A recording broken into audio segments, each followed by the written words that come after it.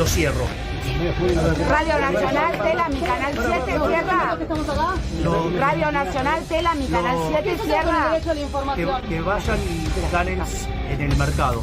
Muchos meses después. Este año Telam tenía pérdidas estimadas en los 20.000 millones, de pesos, y lo que ocurre no es ni más ni menos que por indicación del presidente, ni más ni menos que lo que el presidente, cuando estaba en campaña, había prometido. Así que no hay nada que no haya estado en la propuesta o en la plataforma de la campaña. Y no necesitamos tener una agencia de noticias del Estado. Es injusto para este canal de televisión. Y hay medios de comunicación, vos que conocés mucho del tema, que tienen la posibilidad de tener el alcance de una agencia de noticias del Estado en, por ejemplo, rápidamente informar sobre qué está pasando en Corrientes, rápidamente. Sí, con una cuenta de Twitter. ¿Una cuenta de Twitter? Sí. Tenemos que terminar por declarar a la educación como servicio estratégico esencial. ¿Sexto grado o después? Hasta sexto grado. O sea, de hecho, yo termino la primaria un año antes de asumir como diputada en un FINE. ¿La primaria? Sí. Entonces vos no tenés la secundaria. No. No me gusta estudiar, ¿viste? Como me cuesta mucho sentarme. La verdad. Me cuesta mucho como sentarme. ¿De dónde? Soy noruego. ¿Hace cuántos años que está aquí? Hace 2 días, acabo de llegar. A mí me pagan el avión para ir acá, para estudiar, me pagan el alquiler también cuando estoy acá estudiando. Así que me cuida para invertir en la juventud en el país. ¿Qué es lo que está repartiendo ahí? Esto. Rompamos la motosierra y tiene el coso comunista. Sí. ¿Usted es comunista? Sí. Feliz con esto de se fue todo, no voy a decir la palabra yo, lo dijo él. ¿Qué sentís que pasó en este tiempo? ¿O qué es por ahí lo que no te viene gustando? A mí me gusta igual el gobierno, me gusta, sí. ¿Te gusta? ¿Lo seguís bancando? Bien. Lo banco a Milei. Pero se puede bancar. Bien. Una persona entonces que no la está pasando mal. Y la pagó bien. Muchas gracias, Sol. No tiene retorno, me parece, lo perdió. Volvemos con Sol a encontrarnos mañana. Bueno, perfecto. Muchas gracias, Sol. Disculpen esta desprolijidad, pero lo tenemos conectado del otro lado a Pedro Peretti.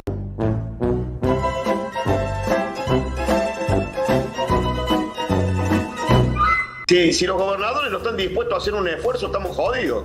Si el gobernador de mi provincia, que lo tiene en pantalla ahí, mira, para los cordobeses que hayan elegido Córdoba, a nosotros nos viene maravillosamente bien porque vamos a evitar que el gobernador se vuelva a gastar otros $17.000 en avión. Cuando el presidente dice la casta, ¿usted qué siente? ¿Qué piensa? Para entender qué le pasa a la política con eso también, ¿no? Y también en este discurso habló de la casta todo el tiempo. Sí, yo no me siento parte de lo que el presidente llama la casta, así que no me siento aludido. Tiene casi 19 viajes en 40 días en el avión sanitario. Me parece que eso hay que ver, alguien lo paga. Cuando Milei dice que en Córdoba se gastaron 26.000 millones de pesos en publicidad, ¿es cierto? Sí, es cierto. ¿Peleaste con Conan alguna vez? Bueno, yo tengo la teoría. ¿Cómo no? Bueno, hay una respuesta ahí. Mira, Milei no es un león, Milei es un perro. Vos fijate sus reacciones. Milei es Conan. Yo creo que está totalmente poseído por el espíritu. Pero cuando él se enoja, tipo, empieza como a hacer así. Es Conan. Entre los 4 perros clonados para mantener la esencia del espíritu de Conan. Fue Conan, es todo Conan. Los gobierna un perro. Miren, si caminan por Buenos Aires, empiezan a mirar fijo a los ojos a los perros. Los perros saben algo que nosotros no.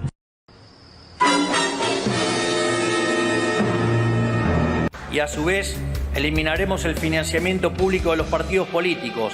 Cada partido tendrá que financiarse con aportes voluntarios de donantes o afiliados propios. Milei empieza contra la clase política y los abusos y la corrupción y todo eso.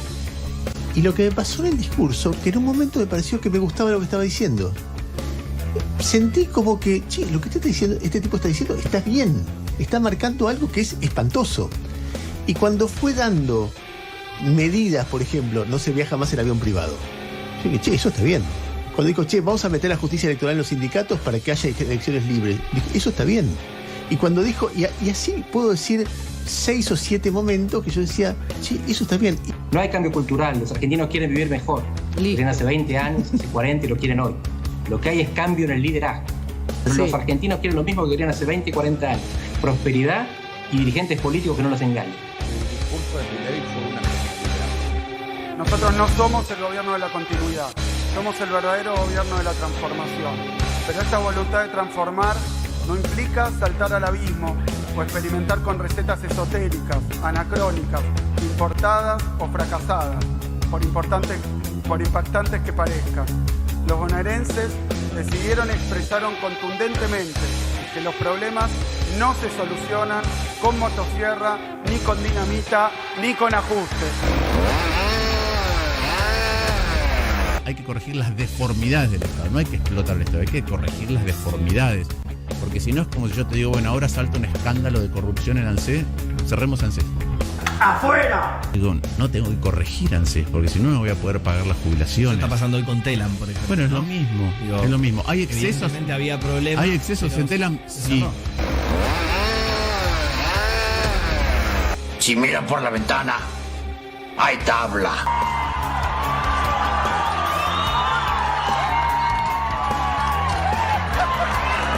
Si miran mis sandalias, hay tabla.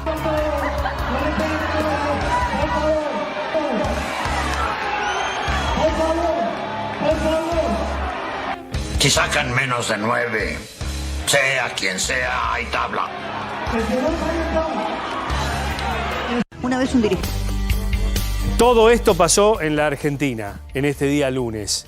Todo esto pasó con este nuevo tiempo que nos impone el presidente Milei, que Axel Kicillof llamó hoy en el inicio de las sesiones ordinarias de la provincia de Buenos Aires un experimento extravagante.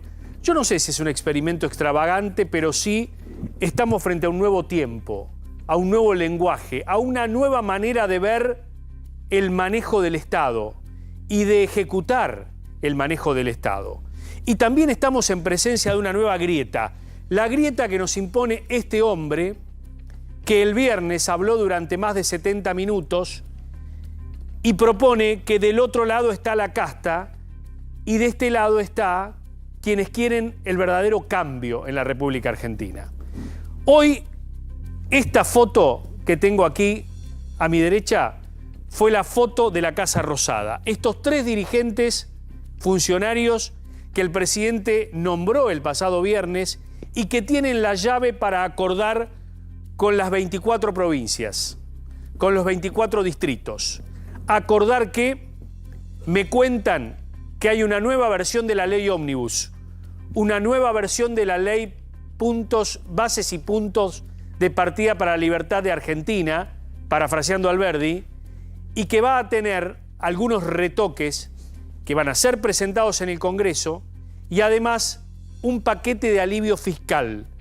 En ese paquete de alivio fiscal va a estar la reversión del impuesto a las ganancias. Sí, vos sos empleado y ganás quizás más de 1.350.000 pesos y quizás tengas que pagar ganancias. Otra vez en la República Argentina, porque la 4ª categoría de ganancias va a estar incluida en ese paquete de alivio fiscal. Y ahí va a empezar el poroteo. Hay un comunicado que fue anunciado hace algunos minutos por la oficina de prensa del gobierno, donde cita para el viernes a los gobernadores. Y esa va a ser la primera reunión para comenzar a delimitar este paquete fiscal, este alivio fiscal, que va a ser la antesala del llamado Pacto de Mayo. Ese Pacto de Mayo que anunció el presidente Milei, después de estar 50 minutos pegando y pegando y pegando, como lo escuchamos el viernes. Un nuevo estilo, indudablemente. Pegar durante 50 minutos y después anunciar un gobierno en unidad. Y dicho sea de paso, pidiéndole paciencia y esperanza a la gente. En uno de los pocos minutos donde el presidente le habló a esa clase media empobrecida, donde estás vos, donde estoy yo, donde están los muchachos, donde está la mayoría de los argentinos y que está esperando a ver si hay luz al final del camino. Miren, hoy Equipo de Noticias es un gran programa económico. Hoy tenemos a Roberto Kachanowski, que rompe el silencio y no lo voy a hacer enojar, porque yo sé que él se enoja habitualmente. Nos conocemos hace muchísimos años. Es un hombre que ha trabajado en esta casa en estos últimos 30 años. Lo vamos a dejar hablar porque me contaron que hay en algunos canales que no lo dejan hablar, ¿es verdad? Y que lo hacen enojar. Bueno, hoy Roberto Kachanowski habla con nosotros, rompe el silencio y no se va a enojar Cacha, va a hablar bien, con el corazón en la mano, nos va a decir si después de bajar la inflación, si después de esta recesión que ha comenzado, hay una luz de esperanza. Y también está Ramiro Castiñeira, que está aquí con nosotros, que también es economista libertario. Es el hombre, yo creo, que más like tiene, ¿no? Cuando hace algún comentario económico, y el que más likea a Milei. Bueno, Ramiro va a hablar con nosotros también. Dos cuadros económicos que nos van a ayudar a leer la realidad, porque en definitiva, más allá de las palabras del viernes, de todo lo que Milei anunció el viernes, está tu economía, está la economía nuestra de todos los días. Esa preocupación de si vamos a poder llegar a pagar todo en abril, si nos vamos a seguir endeudando con la tarjeta de crédito, ¿hasta dónde vamos a llegar? ¿Qué hay al final del túnel? Y no quiero dejar de hablar de Telam. Hoy vamos a hablar de Telam con los muchachos. Una cosa es que vos digas, el kirchnerismo se apropió de lugares que utilizó para adoctrinar, para hacer militancia, para bajar línea. Y otra cosa es que vos cierres una agencia de noticias que tenía periodistas de raza. Miren, una compañera mía que tenía en el año 2008, que hacíamos un noticiero juntos, me dijo, siempre lee Telam, porque Telam es una fuente confiable. Nunca un periodista de Telam va a publicar algo si no chequea y rechequea. Y la verdad que toda mi vida periodística he tenido a Telam con la posibilidad de que sea una fuente periodística. Obviamente sacando todo lo que sea político. Yo sabía leer Telam, como ustedes, como la mayoría de los periodistas que están acá. Entonces, si querés sañar Telam, sacá el componente político y fíjate cuáles son los periodistas de raza que hacen 30, 40 años que están trabajando ahí. Pero bueno, es mi opinión. No quiere decir que sea la verdad, ni que sea... Hubo muchos tweets de Telam. Hubo mucha gente que no piensa como yo, y como muchos periodistas. A ver, ¿tenés algún tweet para recorrer? Ah, para acá lo tengo. Mirá lo que piensa Diana Mondino. Bajó 3,3 el dólar, bajó 3,2 el riesgo país del viernes a hoy, ¿no? Subieron las acciones. El Banco Central compró 303 millones de dólares. Falleció el teorema de Baglini, ¿no? Ahí lo dice hoy cómo cierra Telam. Pasó eso. Miren lo que dijo la canciller. Alejandro Rotzinger, que ustedes saben, es un filósofo que ha estado muy activo en tiempos de Mauricio Macri, le confeccionaba los discursos inclusive. Cerrar Telam es cuidar al pueblo, yendo hacia un país sin patota, sin mentiras y sin robos justificados por una militancia indigna. @Milei. Bueno, la opinión de Rotzinger. Laura Alonso, ex titular de la Oficina Anticorrupción. Telam fue house organ del kirchnerismo por 20 años. Nulo favor a la libertad le hace un Estado que mantiene una agencia de noticias politizada y militante. La tecnología cierra y abre oportunidades. Emprendan cosas nuevas. A ver esos Pulitzer, los defiende Pablo el Salvaje Moyano. Nunca mejor ilustrado. Fin. Bueno, mezcla todo Laura Alonso. Pero insisto con esto. El gobierno de Milei podría haber despejado la parte militante, ¿no?, de Telam y haber valorizado lo que significa una agencia de noticias. Luis Beldi, que es una autoridad dentro del periodismo. Qué mala memoria tiene la gente de Telam. ¿No se acuerdan de cuando los directivos sacaron de la redacción y le hicieron la vida imposible a colegas que no eran kirchneristas para que se fueran? Los periodistas K de Telam miraron para otro lado. Bueno, esto pasó en Telam. Esto pasó en Telam en todos estos años. Soy noble, hay que ser noble en decirlo. Hubo muchísima militancia y muchísimo periodista militante. Hace algunos años, dice Diego Laje, fui parte de un proyecto para profesionalizar y hacer competitiva a Telam. Fui parte, no me la contaron, los gremios se opusieron y se impusieron. El cierre de Telam es 110% obra de los representantes votados por los empleados. Háganse cargo, dice Diego Laje. Y sí, quizás los gremios tuvieron mucho que ver en esto, donde no se permitió la transformación en tiempos en que gobernaba otro color político. Quizás ese fue el error, pero no de Telam. No de Telam como institución. Fue el error de algunos que estaban enquistados ahí adentro. Juani Fernández, Telam, igual unidad básica kirchnerista. Está perfecto su cierre. Lectores mensuales por empleado. Infobae 76.470, La Nación 51.150, TN 42.904, Telam 259. Es verdad, pero en todos los medios de comunicación siempre está la fuente de Telam. Por eso, déjenme separar déjenme ser objetivo. El kirchnerismo ha cooptado lugares del Estado que no merecen ser cerrados, merecen ser saneados, ordenados, si querés. A lo mejor se gastaba mucha plata, bueno, recortá la plata. Aplicá en la motosierra la plata como aplicaste en todos los lugares.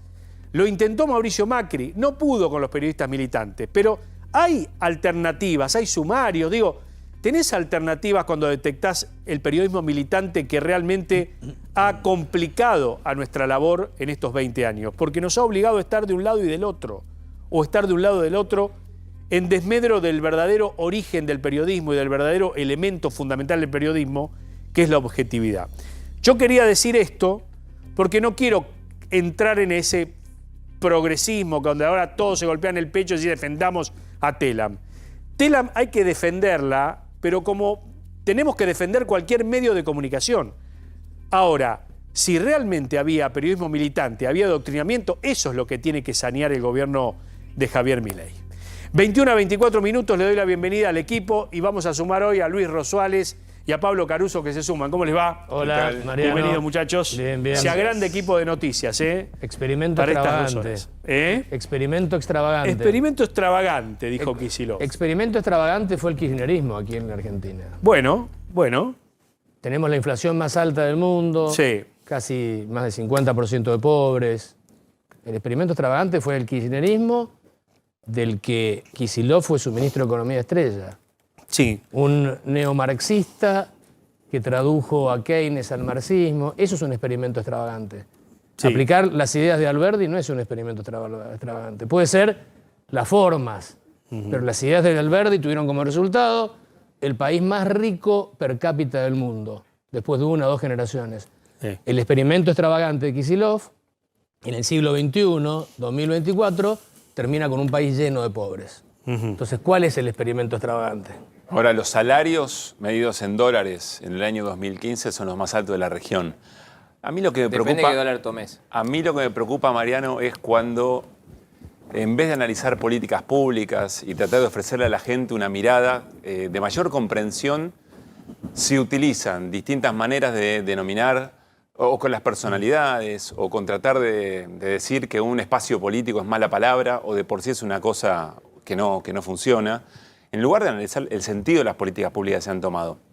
Porque esto de Telam, el problema que tiene es que lo estamos observando en función de una suerte de partidización de una agencia de noticias estatal. Pero en definitiva, seguimos dando vuelta alrededor de cuál es el sentido del Estado y cuál es el sentido de las empresas del Estado. Ahí me parece que ese debate sería mucho más interesante que pensar si efectivamente hubo un espacio político que cooptó o no cooptó una agencia que la guía, otra cosa que no es la mercancía. La información no es mercancía. No, está bien, pero hubo cooptación. Mirá, hay 3 cosas. ¿Viste cuando vos decís que por un grupo minúsculo se joroba la mayoría o se joroba un grupo de gente que sabe hacer muy bien su trabajo?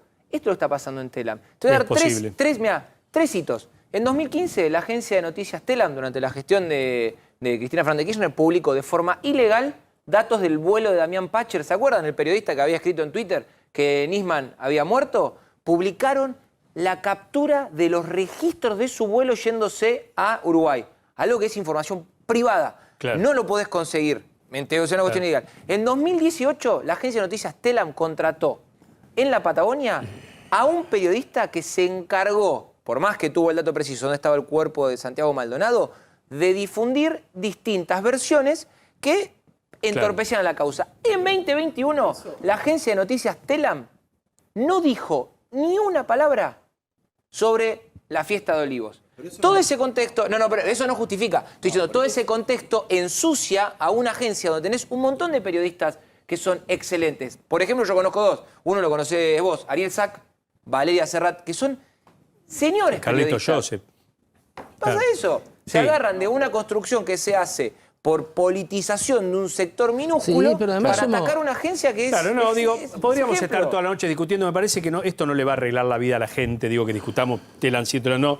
Parece más una discusión corporativa. Vos querías decir algo y cierro con esto. Va en el sentido de la retórica que tiene el gobierno, de que cortando determinados organismos, como en su momento fue el INADI, que no se cerró el INADI, que podrá tener otro nombre, que funcionará de otra manera. Lo mismo con Telan y seguramente con otros que Es como vengan. simbólico. Es simbólico claro. en este discurso. Tiene mucho de simbolismo. De la casa. Sí. No hay es más, el gobierno ni siquiera explicó por qué cierra Telam. Claro, exacto. No hay una Exacto. explicación de. Porque por ahí legítimamente el gobierno podría decir, no nos interesa tener medios públicos. Pero además Lo que somos un también me país. parece- pero somos- Lo que me parece un somos- error también. No, Sí, es un señor. error. Y aparte Vamos a ponerle congresos. punto final acá porque vamos a hablar. Yo quiero hablar de economía. Yo dije, hoy tenemos un programa eminentemente económico, por eso está Ramiro Castiñera en esta primera parte. Bienvenido. ¿Cómo te va? Buenas noches. Y ya está Kachanowski preparado. En un ratito charlamos también con Roberto Kachanowski, que está aquí con nosotros. Ramiro, a ver, la gente que nos está viendo, ¿no?, en todo el país y que banca este momento, porque dicen, durante 40 años hubo pus en la clase política, no nos solucionaron la vida. Y ahora hay alguien que viene con estos gestos, pero también con estas medidas económicas. ¿Hay salida? Sin duda que hay salida, pero para que exista la salida hay que hacer las cosas bien, ¿no? Es muy bueno que lo que está sucediendo en la sociedad argentina, que le está dando la oportunidad ahora al liberalismo. Tantas veces se le dio la oportunidad al progresismo, si querés, dentro del progresismo, tanto al peronismo como a los radicales, nunca encontraron la vuelta. Y bueno, por primera vez le están dando la oportunidad a otra forma de hacer política, donde en el mundo es normal. O sea, en Argentina nos acostumbramos de que directamente, cuando entró, por ejemplo, tanto Milei como José Luis Esper a la Cámara de Diputados, siendo diputados, era toda una novedad que había 2 diputados liberales en 250.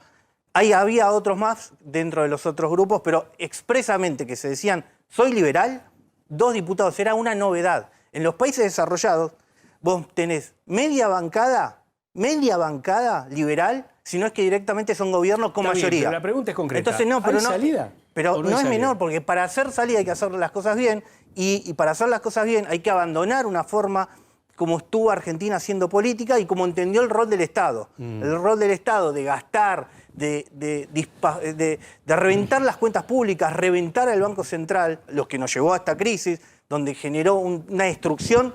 Los que venían a defender el Estado destruyeron el Estado. Por algo el Banco Central no tiene reserva, por algo el Gobierno Nacional tiene un déficit descomunal. Bueno, la oportunidad es justamente hacer las cosas. Milei lo único que propone es hacer las cosas que hacen los países desarrollados. Tan simple como eso. Te doy un ejemplo. Argentina, el Gobierno Nacional, con el Banco Central, tienen un déficit fiscal de 15 puntos del PBI. Para estar en el euro, en la unión del euro, lo máximo que pueden tener de déficit fiscal cualquiera de los miembros son 3 puntos de déficit fiscal. Argentina tenía 15. Claro. Entonces, después vamos al Banco Central. Incluso Brasil tiene reservas. Brasil, incluso manejado por Lula, no entró la política al Banco Central. El Banco Central de Brasil tiene 250.000 millones de dólares de reservas. El Gobierno Nacional acaba de entregar, cuando se fue el peronismo, con menos 11.000. Y lo dijo el propio ministro de Economía, se comieron incluso los depósitos de la gente. Pero mirá lo que pasa, vos comparás con Brasil. Mirá lo que pasa con respecto a la adquisición de una vivienda, por ejemplo. Mirá estos datos que ha preparado la producción, que son muy interesantes, teniendo en cuenta el deterioro, ¿no?, de lo que es nuestra moneda. Mirá, ¿cuántos años necesitas para comprar una casa? En Chile, 40 años. En Colombia, 31 años. Y en Quito, en Ecuador, 22 años. Vamos a ver qué pasa en México, 56 años. En Uruguay, 46 años. Y en Panamá, 45. En Argentina, 129 años, más de un siglo. O sea, tu tataranieto 65 años Perdón, en Brasil. Esto quiere decir que es imposible. Esto quiere decir que la política de vivienda en la Argentina es el alquiler y no la adquisición Claro, de vivienda. no la adquisición hoy, de por lo vivienda. menos. ¿Cómo arreglamos esto? Pero ¿sabés cómo se arregla con crédito? No, primero hay que en el mundo entero las viviendas se adquieren con crédito. Nadie es titular, nadie es dueño de una vivienda. Esa idea que tenemos acá, o muy poca gente, de ir con $100.000 en una aventura que tenés que recorrer la ciudad, llegando que te van a asaltar y no sé qué. Si una familia logra tener $100.000 y comprar un departamento, una casa, eso es único en la Argentina, no existe. Porque no tenemos crédito, porque no tenemos moneda, por todo lo que dice aquí el amigo. Ben Bernanke. Resolver el problema de fondo y se va a resolver el problema de la vivienda. Ben Bernanke, que fue el presidente de la Fed De la Fed, durante sí, la la Reserva crisis Federal. de las hipotecas subprime en 2008, decía algo muy simple, a través de sus estudios sobre cómo se construyen y cómo se destruyen las civilizaciones. El crédito es lo que te permite que la civilización sea próspera o que se contraiga. Bueno, pero Es simple. la pregunta ahí es, ¿cuál es el problema de fondo y cómo se consiguen políticas para eso? Yo quiero hacer una pregunta a Ramiro, porque habla de los países desarrollados. ¿Cuántos países desarrollados no tienen Banco Central? ¿Cuántos países desarrollados no consideran que el superávit, que en déficit, en cierto margen, es una política de herramienta económica? ¿Y cuántos países desarrollados del mundo no tienen a las empresas del Estado en los sectores estratégicos? A ver, primer punto, vamos al Banco Central. No sé si Milei va a dolarizar, realmente. Pero en el medio hay una etapa que es la liberación completa del mercado cambiario, ¿no? Donde, como en cualquier país desarrollado, el ciudadano, con su trabajo, puede comprar lo que se le cante. Lo que se le cante implica una bicicleta, carbón para el asado, y si quiere dólares, se puede comprar todos los dólares. De buen salario, ¿no? Para las tres cosas te podés comprar, si querés, centavos de dólar, así que no hay problema. Voy al punto de que acá el Estado de repente apareció y te decía, sí, te podés comprar la bicicleta y te podés comprar el carbón, pero vos no te podés comprar los dólares. Los dólares me los reparto yo entre la casta. Esa forma de hacer política terminó. Vos fíjate que nosotros comprábamos dólares. Eso porque no hay dólares, pues es un bien escaso. No, pero es... El dólar en la Argentina. Bueno, que sea escaso para todo, ¿no? Para los amigos del gobierno no es escaso y para el resto de los argentinos ¿cómo se maneja? tenemos todo. En eso tenés razón. ¿Cómo Yo se tengo el maneja? mismo Tiene que ser DNI, transparente. yo tengo el mismo DNI que Cristina. Y no obstante, yo compro los dólares a 1000 y ella compraba 350. No, así no va la cosa. Es importante que el Estado decida para qué se utiliza un bien escaso como cualquier familia No, nuestra. Vos porque- tenés algo que no Bueno, tenés pero- mucho, pero lo viene- usás para avanza- algo, para no, la disculpame, mayoría. Pero es bien una cosa escaso es porque avanzar. lo hemos hecho escaso nosotros por nuestras aberraciones económicas. En ningún país de América Latina el dólar es demasiado escaso, porque hay exportaciones, porque hay ingresos, porque hay cierta libertad, porque hay moneda, porque tienen moneda. Los brasileños piensan en su moneda, los chilenos en su moneda, porque los gobiernos se han encargado de mantenerlas estables durante muchos años. Nosotros nos rifamos la moneda, ¿cuántos ceros Sí, nos igual rifamos? vamos a un punto, no es que el dólar es escaso. Lo que sobran todo el tiempo son pesos. Ese es el tema. O sea, si el gobierno nacional tiene un déficit de 15 puntos del PBI y vos tenés un saldo comercial que no te llega ni a 7, entonces evidentemente estás emitiendo una cantidad de pesos en la economía que no genera los dólares. Está bien, Ramiro, entonces pero vos vas a hacer una estamos en el destrucción del diagnóstico. peso mismo. Yo quiero esta noche, a las 21:35 en Equipo de Noticias, el diagnóstico ya lo conocemos. Ya conocemos lo que hizo Massa, ya conocemos lo que pasó al final del año pasado, la elección, todo. Ya conocemos todo. Lo que queremos saber es, ya está, la aspiradora de pesos empezó a funcionar. Ya tenés actividades que están enfriándose. ¿Cómo sigue esto? A ver, entendiendo... Si Sacame la los libros pero no, económicos, lo que ponémelo pasa, arriba de la mesa. primero no hay que desesperarse en el sentido, no hay que pedir milagros económicos y la macroeconomía siempre se mueve como un transatlántico. En el sentido de que lleva su tiempo. Vos querés virar el transatlántico, lleva su tiempo. Es decir, nosotros vimos cómo la sociedad argentina se empobreció de manera impresionante diagnóstico, durante eso es 20 años. diagnóstico, No, eso es pero diagnóstico. tardamos 20 años en destruirlo. Está bien, pero- y ahora quieren resultado en 2 meses. perdón, No se a puede. Menem, a Menem le llevó 1 año y medio. No, no le llevó. Un año y Frenar medio la tuvo una hiper. Está bien, tuvo frenar la una inflación, hiper. pero el que vengan a invertir a la Argentina, el que de repente la Panamericana no se hizo La de un día convertibilidad para de el Menem otro. solucionó el tema de la inflación. La convertibilidad, sí, sí. Un ancla Bueno, vos podés monetaria. tener Hay un soluciones ancla- un ancla monetarias. ¿Qué tiene pensado Milei para anclar la inflación? Pero la propuesta es muy clara. Lo dice todo el día. Bajemos el déficit fiscal para poder apagar la maquinita y si apagamos la maquinita no hay que emitir más y por lo tanto se apaga la inflación. O sea, la es tan recesión- simple como eso. Tengo una pregunta, Ramiro. ¿La recesión es un síntoma de algo que se está decidiendo o la recesión es el objetivo para bajar la inflación? Ninguna de las dos. A ver, si querés un síntoma, directamente es una consecuencia. O sea, vos Pero para... es la vos- recesión la que... Porque yo la escuché a Mondino, corregime si me equivoco, yo la escuché a Mondino decir que los precios iban a bajar en el momento en que la gente no pudiera convalidarlos, que no pudiera comprarlo. Entonces lo que entendí, capaz que lo entendí mal, lo que entendí es que bajándole la plata en el bolsillo a la gente, eso iba a hacer que los precios no pudieran aumentar y eventualmente bajar. Quiero saber si eso es una consecuencia o ese es el plan. Mirá, la mirada monetaria vos para entender las cuestiones monetarias tenés que mirar el mercado monetario, no el resto. Vos podés tener, y te voy al ejemplo de Venezuela. Venezuela tuvo una hiperinflación, ¿no? Entonces, lo sabemos todo. Haciendo un modelo muy parecido al de Argentina. O Argentina haciendo un modelo muy parecido al de Venezuela. En el proceso de hiperinflación, el PBI igualmente colapsó un 90%. Es decir, la recesión más extrema de la que se te ocurra. 9 veces o 10 veces más o menos lo que fue el 2001 para Argentina. ¿Frenó los precios? No. Por eso un tercio de los venezolanos emigraron. Es que si el que cree que la recesión va a frenar los precios está equivocado. Lo único que frena los precios, y te puse de ejemplo por eso Venezuela, para demostrarte que podés hacer la recesión más extrema de tu vida, que colapse todo el sector privado y no obstante vas a explotar en hiperinflación. Ahora, para frenar los precios... pensás? Porque creo que la pregunta de Mariano es, y el presidente pidió, Milei pidió paciencia y confianza a la gente. Milei castigó en el discurso, ¿no? Castigó a la casta, todo eso, ahora le pidió paciencia y confianza a la gente. Para eso, en algún momento de este año, ojalá, tiene que empezar a sentirse que el esfuerzo vale la pena, que el sacrificio paga. ¿Cuándo vos calculás que el modelo al que yo adhiero, creo, por lo menos en el tema de fondo, la implementación puede ser discutible, va a dar alguna señal concreta para esa paciencia y esa confianza? Mirá, si es en materia de frenar la inflación, mientras más rápido se equilibren las cuentas públicas, más rápido va a estar el resultado. De hecho, Argentina tuvo por primera vez superávit en enero. Bueno, si esa política se sostiene, se apagó la maquinita. El Banco Central no emite más. Entonces, ¿Pero qué pasa con la gente? Porque en el medio la gente sufre mucho. ¿Y en el mientras tanto antes no sufría?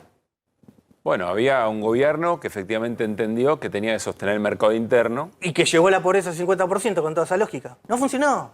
No, yo entiendo que eso, más allá de... No estoy defendiendo esa política. Ya Lo que lo sé, estoy pero diciendo hace que 12 años que Argentina no crece. No estoy defendiendo esa política. Digo, se obturó porque eventualmente, si había otro gobierno, iba a intentar tener ingresos tocando otros intereses. Eso no funcionó. Se dio vuelta todo. Mi pregunta ahora es, la gente la está pasando realmente muy mal. Alquilar es realmente muy problemático. Los comercios están muy preocupados porque cae muy fuerte el consumo.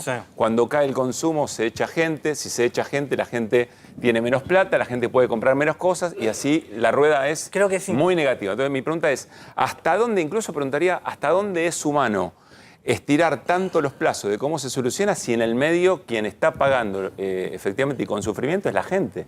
A ver, creo que para entender el diagnóstico no es menor, porque Argentina... voy al punto de que Argentina estuvo coqueteando directamente con un modelo socialista, ¿no?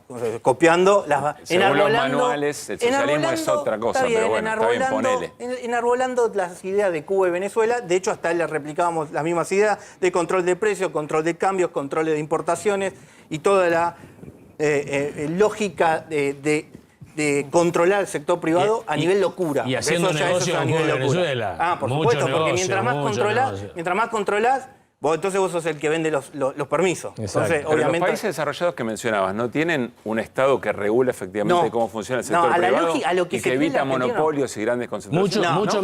Mucho menos que en Argentina. No, directamente no. Lo que hacía Argentina es todo... Lo que hace Argentina... pero mucho menos que en Argentina. Si hay controles antimonopólicos, en Estados Unidos hay, para desarmar la AT&T en su momento. Pero distingamos una cuestión. Lo que hacía Argentina era directamente...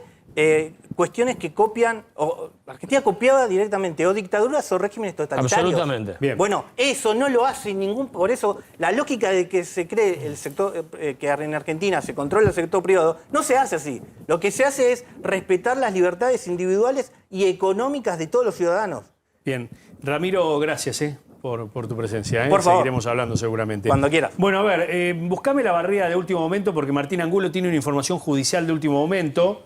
Tiene que ver con el tema de el allanamiento, ¿no? El escándalo de ANSES, el escándalo de los seguros. Exactamente, causa en la que el expresidente Alberto Fernández quedó imputado la semana pasada y la noticia de último momento es que ahora la Policía Federal, por orden del juez federal Julián Ercolini, que es quien tiene a cargo la causa, está allanando el domicilio particular de Héctor Martínez Sosa, broker, intermediario de los seguros con ANSES. El esposo de la secretaria de Alberto. Y que es amigo de Alberto Fernández. Acá está. Porque es el esposo de quien fue la secretaria privada de Alberto Fernández, histórica secretaria privada de Alberto Fernández y quien lo acompañó en la presidencia de la Nación. La semana pasada, Alberto Fernández, Martínez Sosa y otras personas quedaron imputadas en una investigación para determinar si hubo una defraudación al Estado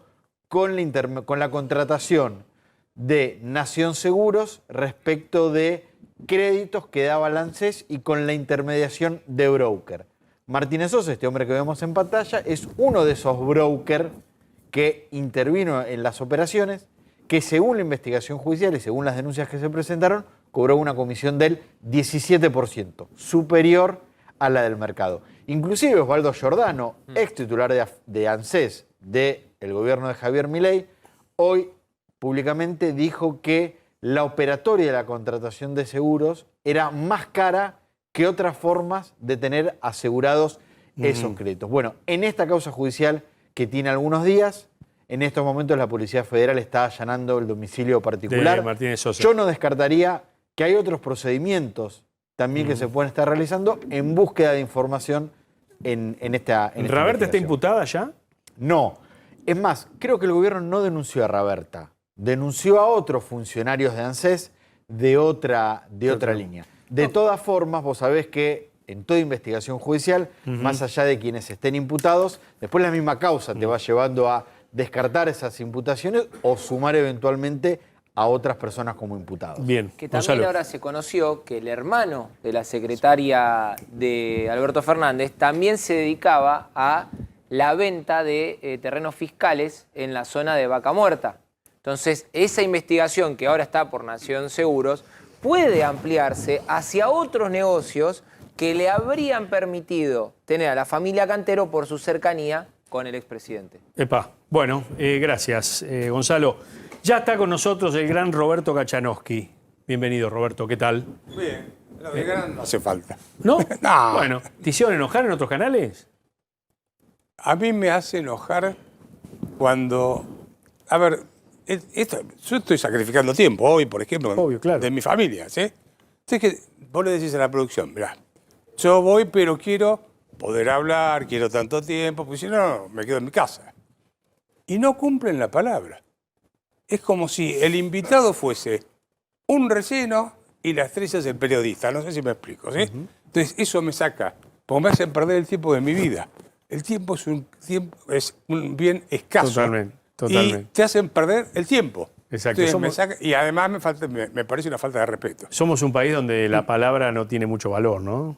No, yo creo que, lo digo usted, pero parte del periodismo se ha transformado en periodismo estrella. El tipo habla 50 minutos, hace su introducción, hablan entre ellos, y al invitado empezó a hablar, le dijo 2 palabras y dice, bueno, gracias por haber venido, chao, andate.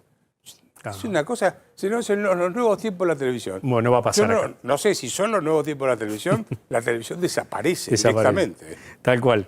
Bueno, te traslado la pregunta que veníamos recién formulando, ¿no? Sí. ¿Vos ves luz al final del túnel después de tanto sacrificio? Mira, acá es una mezcla de economía y de política, ¿no?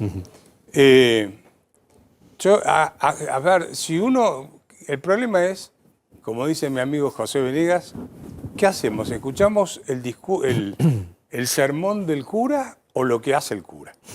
¿Sí? Porque el cura te dice, antes de subir un impuesto me corto un brazo. Lo primero que hace cuando manda el proyecto de ley ómnibus y el DNU, yo no me acuerdo en cuál de los dos estaba, era volver a subir ganancias, meter más impuestos a los derechos de exportación, a los productos derivados de la soja y a todos los otros, y meter el impuesto país a todo lo que se iba a importar, que eso es más proteccionismo, es todo lo inversa a lo que es un discurso liberal. Entonces, bueno, ahora también aumentaron la tasa de combustible, que no sé para qué la aumenta, porque justamente deberían estar bajando, liberando al sector privado, con lo cual yo te diría, ahí tenés un primer ejemplo de contradicción. Déjame que te dé un segundo. ¿Cuál es el principio del liberalismo? Limitar el poder del gobierno. Justamente el liberalismo lo que hizo a lo largo de la historia es, frenemos a este que tiene el monopolio de la fuerza. Después de la Revolución Gloriosa, la Revolución Americana... Empezará, si vos querés, con 1215, ¿cómo se llama? La Carta Magna. La Carta Magna cuando lo agarra a Juan Sin Tierra y afuera de Londres. En Inglaterra. Es un principio, digamos, un tenue principio de limitar el poder del monarca. Después Juan Sin Tierra no lo cumplió. Pero vuelvo al tiempo moderno, ¿qué es lo primero que hace Javier Milei? Manda un DNU pidiendo poderes absolutos. O, dicho en otras palabras, como es el término que Delegación usa, de facultades. Delegación de facultades, que es más o menos como decir, Congreso, correte, Afuera. que yo voy a correr, que voy a gobernar. Porque además no era que te pedía una cosa, te pedía en todo. Entonces, esa es la antítesis del principio liberal. No sé si Sí, soy está claro. claro.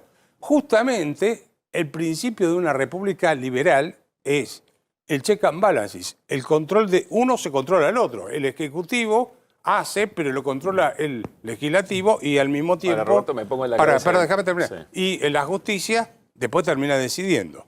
Son dos principios básicos que te estoy nombrando y puedo seguir con los ejemplos, de contradicciones. Entonces, ¿qué hago? Me quedo, cuando a tu pregunta es, si me quedo con el discurso, me entusiasmo.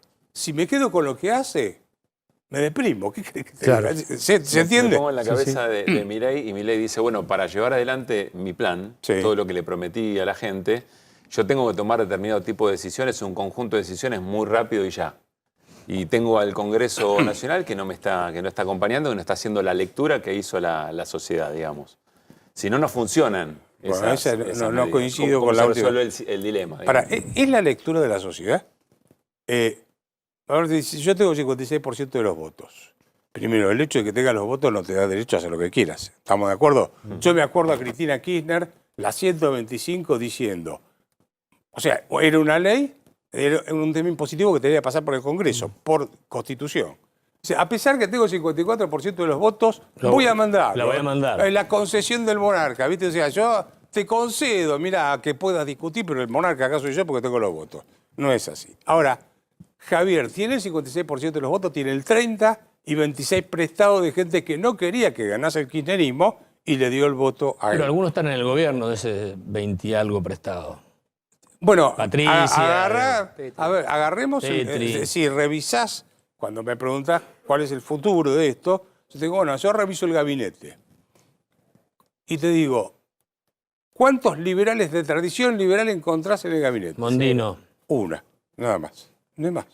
Claro. Después, Cacha, y si pará. Lo tenés a Scioli. Sí. Guillermo Franco, que no tengo ningún problema con él, pero viene del kirchnerismo. Fue presidente del Banco Central en la época en que Scioli fue... De Scioli, ¿no? ¿Cómo? De Scioli, de provincia. ¿Qué dije yo? Central. Banco Provincia, cuando Scioli era gobernador de la provincia Y de en el Buenos BID Aires. estuvo también, ¿no? Y estaba en el BID ahora, nombrado por Alberto Fernández. Y si querés, seguimos con el listado. Y después es gente del PRO. Y si no fuera... Perdóname, ¿qué liberal tiene él? Bueno, si no fuera un gobierno liberal, el de Milei, ¿qué es? Bueno, ¿Cómo ahí lo calificarías está. Y bueno, por eso, ideológicamente esto? ideológicamente para él, a ver, definamos casta primero. Ok. ¿Qué es casta para Milei? Casta es, ¿estás conmigo? Sos bueno. No sos casta, no estás conmigo, sos casta. Entonces ahí, por ejemplo, ¿vos cómo definirías a Scioli? Con el respeto que nos puede merecer. ¿Es casta o no es casta? En términos de tradición de haber pasado por la política. Sí. Guillermo Franco, ¿qué? Viene del Partido Federal, etcétera. Es casta. Bueno, Patricia Bullrich, ¿qué? Es casta. Pero para él no. Casta es, si vos estás conmigo, sos bueno, sos buena gente. Si no estás conmigo, sos casta. Sos el malo, etcétera. Entonces generás una nueva confrontación como el mismo que hacía Una Cristina. nueva grieta. Claro. Una nueva grieta. Y eso te frena todo. Ojo, Yo te quiero volver a traer al andarivel de la economía, ¿no? Sí.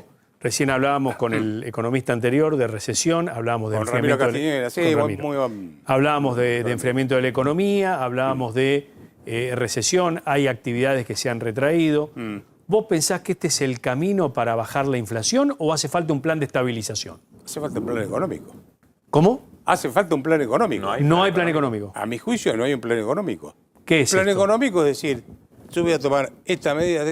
A ver, un plan económico, déjame que te dé un ejemplo, no es exactamente lo que yo haría, pero como ejemplo, el plan austral.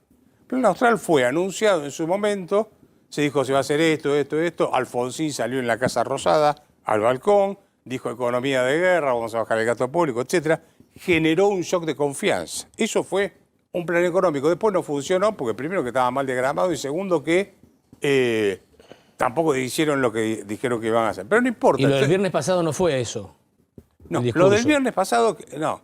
Yo iba a buscar, pero si vos lees, yo me ocupé de revisar el discurso de nuevo, y él lo que dice textualmente, lo iba a buscar porque lo copié textualmente, es, Yo los invito a Córdoba el 25 de mayo. A la DOC. Pero antes, como gesto de buena voluntad, van a ser convocados por el ministro de Hacienda, el ministro de Economía, el ministro de Interior y el jefe de gabinete a que vayan a Casa Rosada a firmar la ley ómnibus y el DNU. O sea, como gesto de buena voluntad y paso previo. Exactamente, y paso previo. Por eso quería leerlo textual. O sea, te está diciendo, Les da el pacto fiscal. y ahí van a tener flexibilidad, va a haber más flexibilidad Para el económica para las financiamiento de las provincias. provincias. ¿Qué es eso? Eso es la tradición de la casta. Te doy guita a cambio del voto. Claro. Es como manejaban, los Kirchner en las provincias. Y es como manejaban los Kirchner en la provincia. Es lo mismo. Volvamos al andarivel. No quiero hacerlo enojar a Cacha. Por favor, vamos a ordenarnos. Pero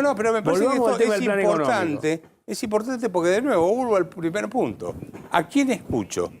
¿Al cura, el sermón? ¿O lo que hace el sacerdote cuando salió Ojo, soy católico, no tengo ningún problema con los sacerdotes, pero te quiero decir, hay algunos que se mandaron macana, ¿no? Como Gracia, Pero por bueno, ejemplo. mencionaba, Sí, Roberto, pero mencionaba- discúlpame, te interrumpí. Ahora fui yo el que te interrumpí. Pero dale. Completá lo del plan económico. ¿Qué le falta al Y plan no, el plan económico, vos tenés que decir, ¿cuál va a ser la política monetaria del gobierno, por ejemplo? No lo sabemos. Porque empezó con que iba a cerrar el Banco Central, iba a dolarizar. Después te dice que va a mandar una ley para meter presos a los tipos que emitan para financiar el Tesoro. Si vas a cerrar el Banco Central, desaparece el peso. Si desaparece el peso, ¿para qué querés esa ley? No entiendo. ¿Me explico? O sea, Sí, está claro. Y si sacás el curso forzoso, son dos monedas que van a estar en competencia, o tres, o lo que sea. Entonces, si el Banco Central emite una moneda que es una porquería, nadie la va a usar y desaparece sola. Entonces, decime cuál es la política monetaria que vas a usar. Pero motosierra y licuadora no es un plan económico, es decir, No. ajuste y licuación. Claro, ¿no es bueno, ahí está. Otra vez. El discurso de motosierra. Miro los números fiscales de enero. ¿Qué fue? Licuación. Fue pura licuación. Mirá, fueron No fue dos motosierra. cosas. No, ¿qué motosierra? Fue una pisita de depilar. Fue una licuación de jubilaciones, básicamente. Son más o menos el 30 y pico % del gasto corriente. Sueldos de empleados públicos, planes sociales. Y otro punto que no es menor, ¿sabes qué fue? El no pago de los subsidios a las productoras de energía, a Camesa, básicamente, de los subsidios que tenía que pagar en ese momento. 1 billón de pesos, ¿no? Claro, si yo no te pago la tarjeta de crédito a fin de mes, también me da superávit. Claro. Entonces, hubo ahí, un superávit fiscal a lo Moreno, vamos a ponerlo de alguna manera, ¿sí? Ajá. Entonces, ¿es sostenible en el tiempo que vos tengas superávit fiscal entre comillas, sin pagar y licuando permanentemente salarios y jubilaciones? Si Mariano me deja, puedo hacer una pregunta capaz que lo enoje a Cacha. Y seguramente nos vamos a enojar. Sí, vos decís que, espero que no se enoje. A ver. Pero vos estás peleado con el cura. Porque nos conocemos hace mucho, Cacha, nosotros. Somos liberales toda la vida. Y ahí en el mundillo liberal siempre se hablaba de esa pelea. Mirá. Yo me acuerdo, en algún momento yo la pasé muy incómodo, ¿te acordás? Porque el cura empezó a decir cosas de Kachanowski. No, a ver, Si quiere, vamos a decir el rabino, así se queda. No, lo que dijo fue en la presentación de un libro, alguien preguntó, yo no sé cómo fue, que alguien preguntó por mí, y Javier Milei dijo, vino bien que me pregunten por la mierda humana de Kachanowski. Algo así, estaba muy enojado. Yo jamás lo insulté, jamás en mi vida lo insulté. ¿Pero por qué estás enojado con Milei? No, ¿O pero yo están no estoy- peleados? Pero no importa, eso es un tema aparte. Es más, te voy a decir algo. A los pocos días que él asumió, a los 3 o 4 días, yo le mandé un WhatsApp. Y dije, mirá, Javier, empecé así el WhatsApp. Este no es un mensaje para buscar un conchavo en el gobierno. Solo te deseo suerte y Sí, lo que corresponde. Me pareció de caballero, educado. claro.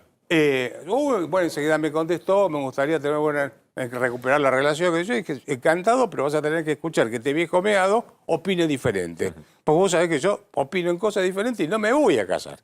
¿Sí? Entonces, acá el problema que yo veo es que él tiene una característica que siempre cuando él me llamaba los sábados a la tarde a mi casa... De personalidad, decís. De personalidad, que no tolera que otro opine diferente.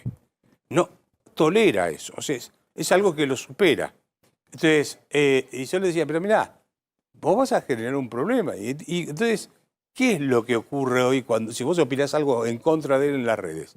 Te manda la jauría, que es, te estoy disciplinando. El ejemplo es, si vos no te portás bien y no te sometés a los dictados del líder, te mando a la jauría para que te digan. ¿Eso que es en Twitter, en X? En las redes, sí, viste, en las redes es típico que te mandan. Pero perdón, y de esa forma. lo dijiste antes al pasar. ¿Esto impacta en lo económico? Obvio, ¿Este factor impacta en lo económico? a ver, primero que estás haciendo una política de miedo. O sea, a cualquiera que opine diferente, le mando y es la casta, es un corrupto, o todo. Lo mismo que Cristina. Cristina que te decía, los medios concentrados, etcétera. El estilo que está imprimiendo Milei para dirigirse a la oposición o al que considera que está enfrente es un kirchnerismo al revés. Convengamos que es un kirchnerismo al revés. Así como Cristina hablaba del abuelito que le compró los $10, lo mismo. Pero las políticas yo lo que te quiero preguntar es lo siguiente. Las políticas son diferentes, Pero lo sabemos, mucho, Pablo, que son mucho diferentes. más digital, Mariano. Yo lo ¿no? que te digo es lo siguiente. Milei decía que se iba a cortar la mano si tenía que subir un impuesto y sin embargo quiere revertir ganancias. No, ¿Cómo es eso? No ganancias. Quiere revertir el impuesto a las ganancias, quiere subir de derechos de exportación y a impuesto país. ¿Vos sabés que el impuesto país fue el cuarto impuesto que más recaudó en el mes de febrero? El cuarto, ¿eh? Primero IVA, ganancias, aportes personales, patronales y impuesto país. Vos te podés imaginar que si llegan a meter el impuesto país para todos los productos que quieren importar, no lo sacás nunca más. Argentina, la tradición, ¿cuál es? Siempre el aumento temporalmente. Mirá, el impuesto a las ganancias, ¿sabés de dónde viene? De cabal. No, el impuesto a las ganancias empezó en la década del 30, en el año 32, como impuesto a los réditos. Y era de emergencia. Hace 80 años que tenemos emergencia. El impuesto a los débitos empezó en el 2001, iba a durar hasta fines del 2002, hace 22 años que tenemos emergencia. Bueno, te podría seguir con los ejemplos. Impuesto que pones en la Argentina es impuesto que no es más emergencia. ¿Pero vos estás de acuerdo con que los trabajadores vuelvan a pagar ganancias? Yo creo que hay que bajar los impuestos. Y las retenciones. A ver, vos fijate. Retenciones, vos tenés cacha. tres motores que te mueven la economía. Uno es el consumo, el otro es la inversión y el otro es las exportaciones. De los tres motores, el consumo va a tardar en recuperarse en la Argentina, porque hasta que vos tengas inversión y mejores salarios reales, etcétera, va a tardar. Inversión va a tardar, porque no es que llegó Milei y va a llover las inversiones como Macri pensó que le iba a pasar. Entonces, ¿qué te quedaba? Te quedaba el comercio exterior, justamente exportaciones y el motor que te... ¿Y qué es la idea que tuvo? Meterle derecho de exportación a las exportaciones, justamente el motor que te iba a mantener volando. ¿Quién toma las decisiones, Caputo o Milei? No tengo la más mínima idea. Pero digo, Caputo es el ministro de Economía. Sí. ¿Es liberal Caputo? ¿Es coherente con Yo no le conozco una trayectoria liberal. Ok. O sea, no. Nunca hablé con él, me lo crucé una sola vez en el ascensor, me miró, siguió mirando el celular y nada más. ¿Sabías que era Kachanowski? Sí, obvio. Bueno, sí, escúchame, yo en la época de Macri, cuando me llamaban del Ministerio de Economía, yo iba y hablaba, para intercambiar opiniones, iba y daba mi opinión, después hacés lo que querés, obviamente. Nunca me negué a dialogar con alguien. Entonces, lo que te digo es, sí, obviamente me conoce, sabe, pero Caputo. No sé, sí, tampoco me... Toto Caputo. Mencionamos el plano quita el sueño, neutral, mencionamos la convertibilidad y si quiere podemos hablar de la salida de la convertibilidad, ¿no? Como modelos de, digamos, de quiebre en hacer un ajuste y modificar cómo venía siendo la matriz económica en ese momento. En ninguno de esos tres ejemplos la pobreza arrancaba en un 50% como le toca a la gestión de Milei. Sí. ¿Cómo se hace para encarar, no el ajuste, sino la recuperación, lo que viene después cuando ya sabes que ese número de pobreza por el ajuste en sí va a ser más alto? No, bueno, a ver, obviamente que la herencia que recibiste vas a tener que pagarla, porque la cuenta, hicieron la fiesta, se rajaron todos y la cuenta te la dejaron. Hay que pagarla. Y no la va a pagar Milei, la tiene que pagar la sociedad, el pueblo argentino. O sea, esta es una realidad. Vos, yo, todos tenemos que hacerlo. Hoy vos tenés en la clase media que te tiene que vender dólares todos los meses para poder cerrar la tarjeta, porque si no, no te la pueden pagar. Por eso también tenés un poco tranquilo el tipo de cambio. Pero más allá de eso, vos tenés que... mira, con un grupo de economistas hicimos 7 propuestas. Dijimos, ¿cuáles son las propuestas mínimas, las medidas mínimas que hay que hacer en la Argentina para que la economía arranque? ¿sí? No lo que yo desearía. Viste que hay un montón de cosas que quisiera hacer y que no, probablemente por política no lo puedes hacer. Hay un contexto, hay una realidad. Hay una limitación política que no te va a permitir. ¿No son los 10 puntos de mi ley? De los 7 que yo tengo, algunos de ellos, varios de ellos están ahí, casi todos. Todos coincidimos, los Ahora, liberales ¿cómo coincidimos todos con esos 10 puntos. ¿Cómo haces para bajar impuestos y no de financiar al Estado, Cacha? Bueno, porque yo estoy leyendo de que vos hablas de impuestos, sos un crack hablando de impuestos, pero digo, si vos le bajás los impuestos, suponete, no tenés derecho de exportación, suponete que no revertís ganancia para la cuarta categoría, el IVA a los alimentos, por ejemplo, Bajás el bajás IVA. alguno, lo mandás al 10,5 como tiene la leche, ¿cómo recaudás? ¿Qué recauda? ¿El Estado qué recauda? ¿Tiene que gastar menos o no? No, pero primero lo que tenés que hacer es bajar el gasto. Ahora, el gasto lo tenés en la nación, las provincias y los municipios. Sí, ojo, sufre la gente. Bueno, pero también sufre la gente. A ver, en la economía no hay nada gratis. Si vos gastás, yo te lo voy a tener que pagar. Si somos dos, ¿eh? Entonces, si vos gastás más, es porque yo voy a gastar menos. O sea, que a quién afectás es una decisión política. Es una decisión de carácter político. ¿Qué hago? Este que vive sin laburar y cobra, y este que labura y tiene que mantener al que no labura, ¿a cuál de los dos beneficia? Pero resolver eso que es injusto, ¿te arma la cuenta? ¿Te resuelve la cuenta? Sí, te cambia la ecuación, porque hay uno que empieza a producir cada vez más. Y este que no producía y consumía tiene que buscar la forma Bajando de empezar a los producir. impuestos, vos decís que se produce más. No es una sola medida, ¿eh? Vos tenés que hacer, quitarle el curso forzoso al peso, número 1. Ajá. Desregular la economía. Eso o sea, fíjate que vos, las medidas más o menos están... Vas coincidiendo. Desregular la economía. Tenés que hacer una propuesta de reforma impositiva en la Argentina. Esto es un caos. Vos mirás todos los impuestos que hay, el grueso lo recaudan 4 o 5 impuestos, el resto no. Y además hay mucho impuesto distorsivo. Tenés que hacer una reforma del Estado, tenés que decir en qué va a consistir. Tenés que incorporar la economía argentina al mundo.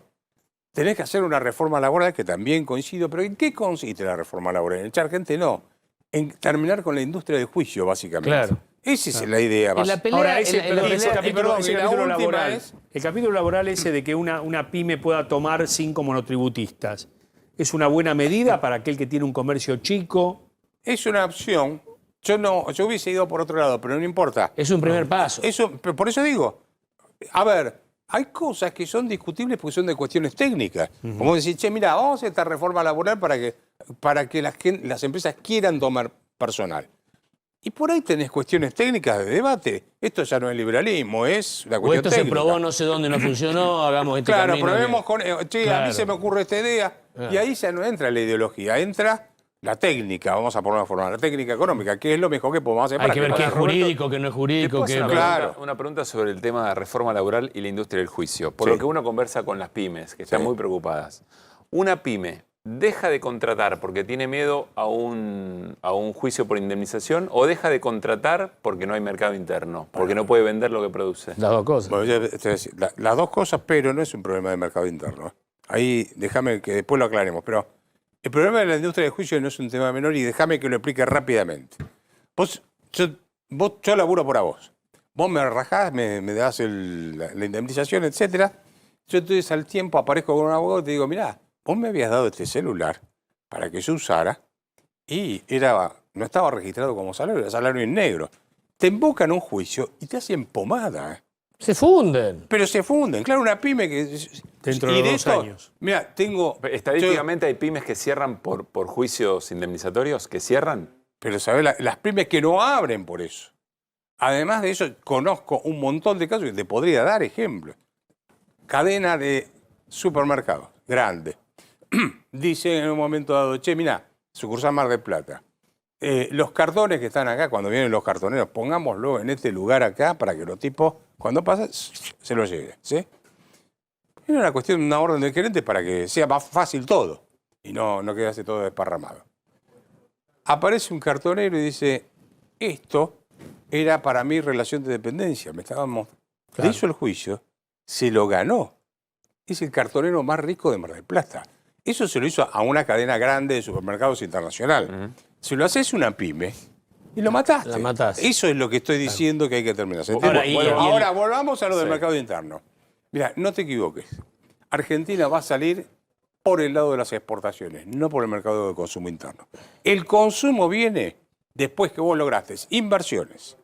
Esas inversiones te llevan a contratar personal. Y además, inversiones en sectores productivos de la economía, que bien sean competitivos. Bien exactamente, que sean competitivos. Tenés que tener control de fuga, porque si lo que te entra se te va y no se convierte en inversión real y genera actividad económica...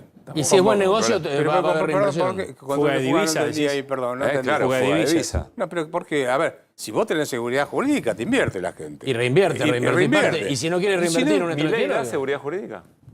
Y bueno, justamente... Si vos ahí, eso es un buen punto, buena pregunta, buen punto. Que es lo que yo decía, si vos empezás con, quiero un DNU, quiero poderes absolutos, dame 4 años, 2 años sin control, más 2 años más, y yo te diría, eso no es seguridad jurídica. Porque seguridad jurídica es control. ¿Y vos pensás que esas exportaciones que vos decís que van a ser la madre de la recuperación... Deberían ser, a mi juicio. No tiene que tener como todos los casos del mundo. No tiene que tener, por ejemplo, un andarivel o un control del mercado interno. Ejemplo, tema carne, con los cortes, la carne del mercado interno, el trigo. Vos lo tenés a precio internacional, acá tenés el pan. Déjame que te dé un solo ejemplo. Un solo ejemplo, Irlanda. Irlanda en la década, fines de los 80, principios de los 90, dice, tenemos que cambiar porque esto es un caos. Se iban los irlandeses, estaban en la pobreza. Hicieron las reformas, más o menos que estamos hablando, para incorporarse a la Unión Europea. Irlanda, que era un país del cual se iba la gente y estaba en la pobreza. El más pobre de Europa. Hoy exporta, ¿sabes cuánto exporta Irlanda? 400.000 millones de dólares al año. ¿Sabes cuánto exportamos nosotros cuando llueve? 70.000, 80.000 millones. Sí. ¿Sabés cuál es el ingreso per cápita de Irlanda en este momento? $80.000 por habitante por año. Claro. El nuestro será 8.000 en este momento. Pero se puede comparar tan sencillamente países con orígenes tan diversos. Sí, bueno, te doy el ejemplo de Irlanda, porque Irlanda no tiene ni vaca muerta, no tiene la pampa húmeda, no tiene litio, no tiene nada. ¿Qué hizo? Hizo las reformas, bajó los impuestos y lo que buscó fue seducir a las empresas para que vayan e inviertan. Entonces tenés, ¿qué exporta Irlanda? 50% es industria, por ejemplo, farmacéutica, equipamiento médico, etcétera, y el otro 50% es industria del conocimiento. Claro. Una pregunta, en la Roberto, Argentina, se subió a la última hora Irlanda. En la Argentina tenés un montón de chicos que te pueden generar industria del conocimiento y generar una actividad económica descomunal. Te quiero hacer esta pregunta y si me equivoco en el dato me corregís. ¿Por qué hubo mayores tasas de inversión en los gobiernos donde hubo mayor participación y regulación del Estado, como los gobiernos kirchneristas, y hubo menos tasa de inversión, por ejemplo, con un gobierno como el de Macri, que fue hacia la desregulación económica? ¿Pero tasa de inversión en qué sentido? Tasa de inversión extranjera. No sé de dónde sacaste ese dato. No, es un dato conocido. Hubo más inversión. Más inversión. ¿Extranjera? Y más inversión, además, en economía real, en fábricas que venían, en fábricas... Yo, la verdad, te digo, la verdad, no lo vi. Si vos me decís, mira, en la época de Menem hubo inversión extranjera, sí, te diría que sí. No, habrían más fábricas. Habría más fábricas durante bueno, pero fue un periodo de cierta estabilidad, fueron gobiernos muy largos, pero 3 mandatos. A ver, lo que tuviste en la época... No, vos lo que tuviste en la época del kirchnerismo fue algo que benefició a toda Latinoamérica y generó la aparición de todos estos movimientos. El mercado chino. No, ese es una. Todo. O sea, fue el viento de cola, la suba de las commodities, pero también te aparecieron todos los gobiernos populistas, como por ejemplo, Venezuela se consolidó. En Bolivia tuviste a Evo Morales. En Ecuador. En Ecuador tuviste a Correa. En Uruguay tuviste a Tabaré Vázquez Lula. y Pepe Mujica. Tuviste a Lula.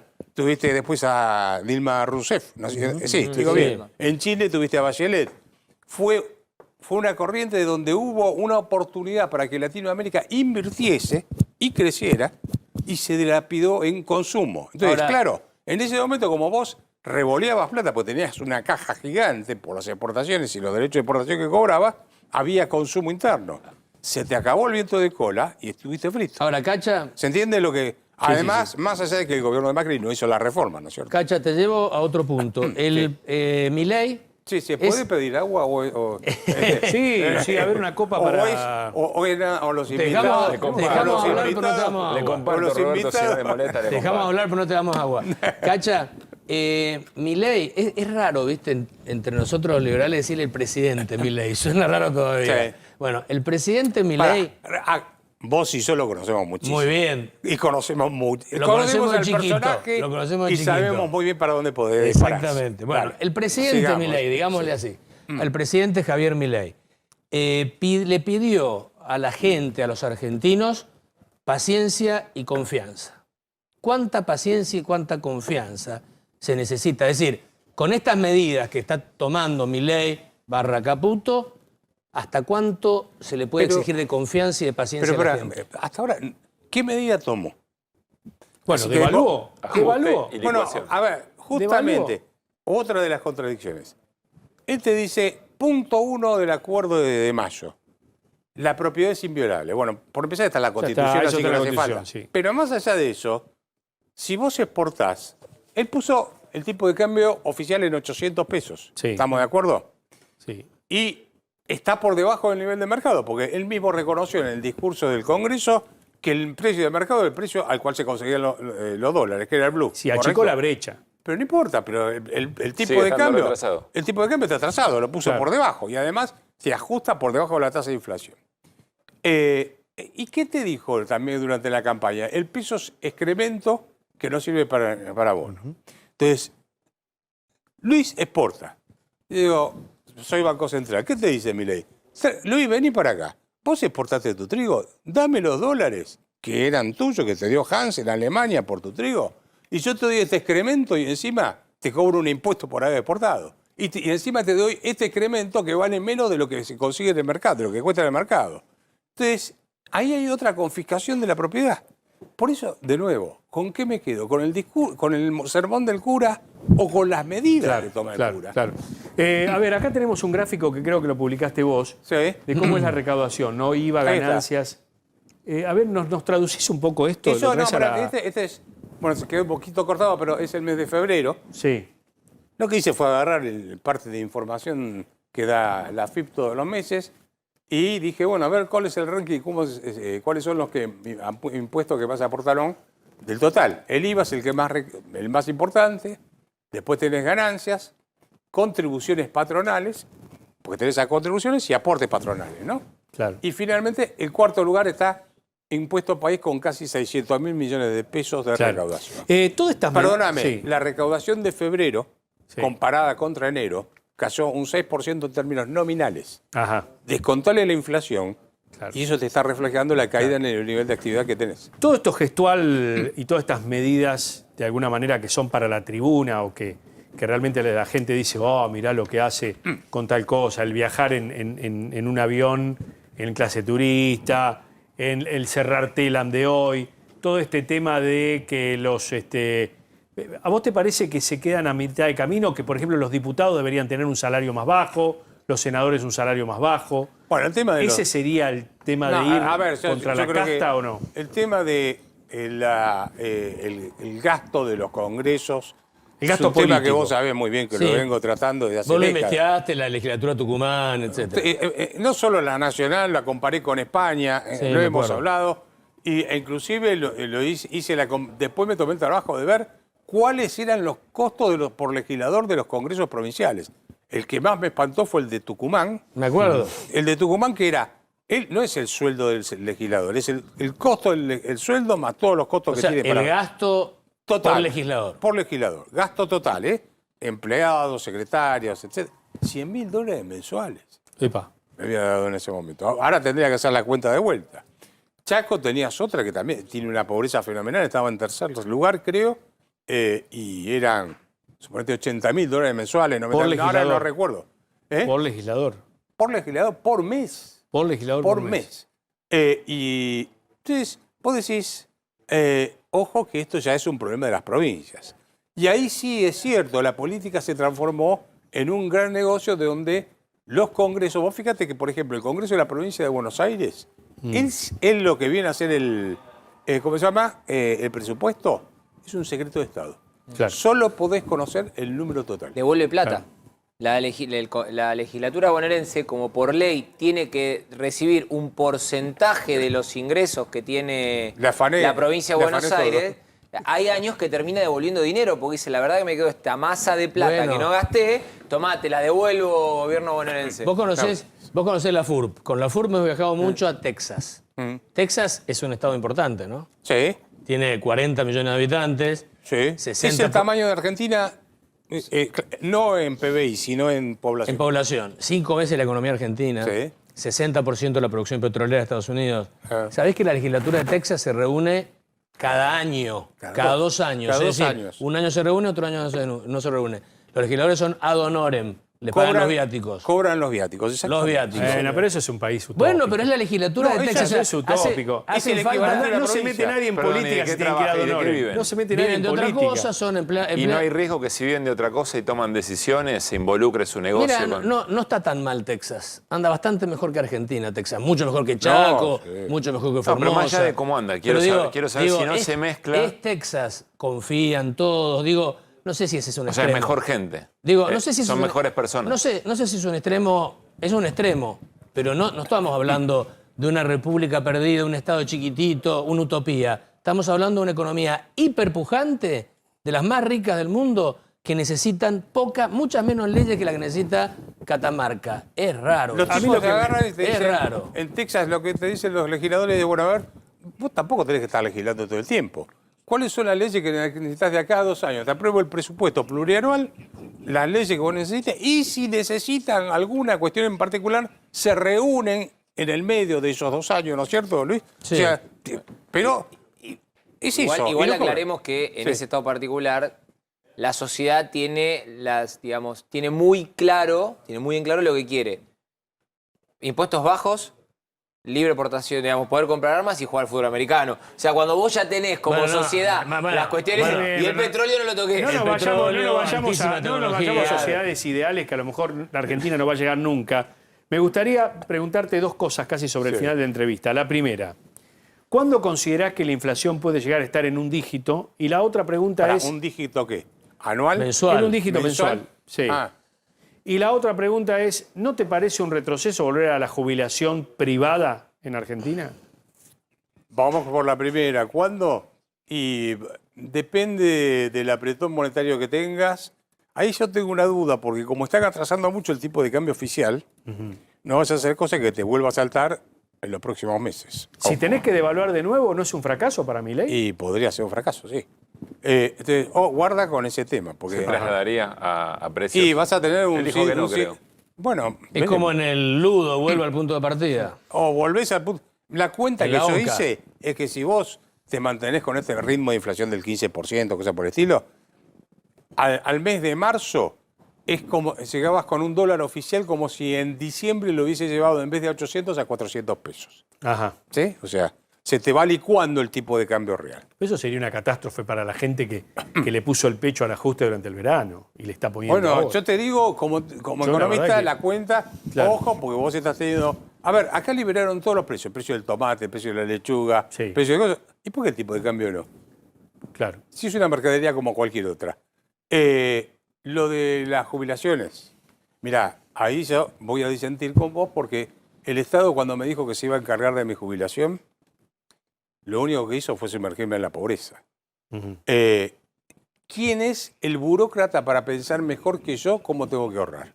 Ahí alguien se pone por arriba del resto de la sociedad y dice, vos sos medio tarado, así que como sos medio tarado, yo me voy a encargar de... No me lo está diciendo a mí, ¿no? Me lo tomo personal. No, te mires porque te estaría hablando. Bueno, a ver, lo que digo, me miran a mí y me dicen, vos sos medio tarado. Como sos medio tarado, yo me voy a encargar de tu futuro. ¿Y cuál es el futuro? Mira, yo soy autónomo.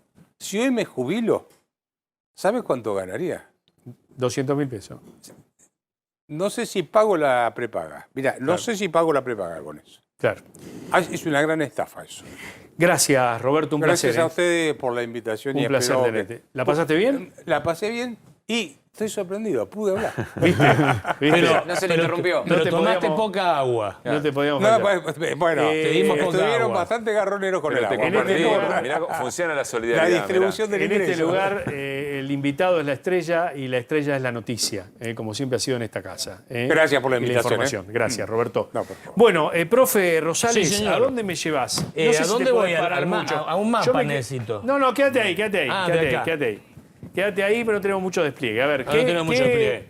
¿qué tenés para Yo te voy a contarnos? contar, hay una serie de trenes a nivel geopolítico mundial que se están armando y empiezan a circular a 100, 120 kilómetros por hora. No me digas. En la misma vía, en ¿Cómo en forma la misma opuesta, vía? ¿no? No termina bien eso. Eso no termina bien. Mirá, en el mismo día, te diría, o en las mismas horas, en los Estados Unidos, la Corte Suprema de Justicia de ese país autoriza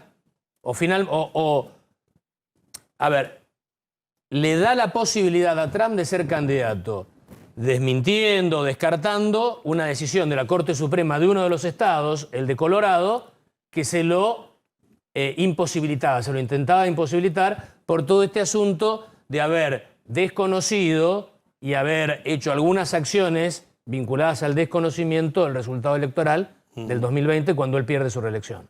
¿Por qué los demócratas insisten con Biden, que está prácticamente muy añoso, está perdido, Bueno, es casi- tiene algunos lapsus? Casi lo único que tienen. Te dicen los que entienden de política, los democratólogos Sí. dentro del Partido Demócrata, los especialistas, los que saben, que puede ser que suceda que Biden llegue a la convención demócrata, viste que es la convención la que elige en el mes de julio, y entregue sus delegados a un candidato sorpresa o una candidata sorpresa. Kamala Harris. Puede ser Michelle Obama. Ajá. Michelle Obama. Pero te cuento lo de las locomotoras. Por un lado, Trump. La locomotora Trump ya está en el riel y arrancando la locomotora Trump. En el otro lado del ring, la locomotora de los ayatolás iraníes, que si vos querés es la contraparte de Estados Unidos. En el Medio Oriente se analiza, se observa perfectamente esa oposición. Ganaron las elecciones los ortodoxos iraníes, es decir, Ajá. el gobierno iraní no se afloja, al contrario. Se endurece. Los más Son duros los siguen. más fundamentalistas. Tienen, los más y tienen fundamentalistas. un tema. Sí. Hoy estaba leyendo sobre la elección en Irán. Participó el 41%. 40%, muy bajo. La La más baja de los últimos 30 años. La más baja de la 40, revolución islámica. Claro, de los 80, desde 40. la de Khomeini. Pará, viene otra locomotora, la rusa, otro ramal que viene ahí. Todos confluyen casi en el mismo lugar. Putin, con este desgraciado suceso de la muerte de su principal opositor en una de sus cárceles, bastante alejada, tiene el camino expedito para la reelección. Y Xi Jinping, la otra locomotora en China, la tiene bien. La tiene bien suturada. O sea, estos cuatro países que en gran parte son los que han, por sus tensiones, originado casi todos los conflictos que se han dado en el mundo en los últimos años, van a estar a cargo de sus versiones más duras. Volví a Estados Unidos. Estados Volvemos. Unidos es Trump-Biden. Trump-Biden. Trump, 81, 78 Biden, años. Pero Biden, a ver, se sube, se tropieza, se pierde. 81 años Biden, 78 Donald Trump. Trump, sí. Es complejo. Trump. Trump. Decime, Trump, ¿y Michelle Trump, Obama que no ponele. llega? Bueno, Michelle Obama puede darse, hay antecedentes. Mirá, ahí lo tenés a Biden, mirá. Ahí lo tenés a Biden. La verdad que... Bueno, ¿sabés qué me contaban? Yo estuve en Estados Unidos la semana pasada. Vos sabés, bueno, salí aquí, estuvimos en la CIPAC. En la CIPAC. Me contaban ahí, no eran los que más lo querían a Biden, con los que hablé. Te aviso que no eran con los que más lo querían. Pero decían ahí en CIPAC y en otros lados, gente muy cercana, que estuvo prácticamente todo el año en su casa de Delaware, del Ajá. estado de Delaware, queda cerca de Washington. Envidia. Pero sí, donde se crean las sociedades anónimas más rápido en Estados Unidos. Es un estado casi como las Islas Caimán, una cosa así. Casi es un estado paraíso fiscal, casi. Hay más direcciones que personas, digamos, ¿no? En el estado de Delaware, Sí. muy chiquitito. Él fue senador por Delaware, después vicepresidente, ahora presidente. Cuentan que pasó más tiempo, mucho más tiempo en su casa de Delaware que en la Casa Blanca, algo inédito. Porque en la Casa Blanca parece que tienen miedo que si anda por ahí se lo encuentre, se lo vea en los jardines, hablando con alguna planta o alguna cosa. Por Dios, entonces, en la casa de Delaware lo tienen más controlado. Eso dicen sus enemigos políticos. Otros te dicen, no, bueno, es un hombre grande. El médico salió con un parte, el médico oficial, diciendo está a punto caramelo, chiche bombón, nunca taxi, puede ser presidente 4 años más. Dice su médico personal. Ahora, bueno, en el caso de Trump, ¿en la historia hay presidentes que hayan vuelto después de un par de periodos? No. Pero sí tenés casos de presidentes como Nixon que perdió elecciones y después las ganó. No había sido presidente antes. Eso sí, pero digo, un presidente que es derrotado en su reelección. Bueno, es Trump. Claro. Trump se propone algo. Yo te digo una cosa, después de lo que pasó en el Capitolio, ¿se acuerdan cuando pierde Trump? Sí, claro. Que hubo una revuelta en Estados Unidos como en un país tercermundista prácticamente. Pero la Corte Suprema hoy lo que falla es que a pesar de eso, que no encuentra razones para impedirle ser candidato a presidente porque no encuentra demasiadas conexiones con Trump en todo esto. Pero y convengamos que la política cambió muchísimo y que esos personajes tienen una manera de acumular muy distinta a lo que tradicionalmente vivíamos, que le explica a Trump, a Bolsonaro, al propio Milei. Bueno, es la construcción de los antisistémicos. Todo lo que antes destruía un candidato, en este caso los alimenta. Bueno, después seguimos si quieren charlando. Sí, Tenemos al profesor Rosales, que es un libro abierto a nivel mundial. Porque vamos a entrar en el tema Santa Fe, en el tema seguridad en Santa Fe. Hace años, hace más de una década que se viene mirando a la provincia de Santa Fe y todo lo que ha sido la evolución del narcotráfico. Pablo Cococcioni es ministro de Justicia y Seguridad de la provincia de Santa Fe. Bienvenido, Pablo, ¿qué tal? Gracias, buenas noches. ¿Cómo está? Bien. ¿Cómo está la situación allá? ¿Sigue amenazado Puyaro?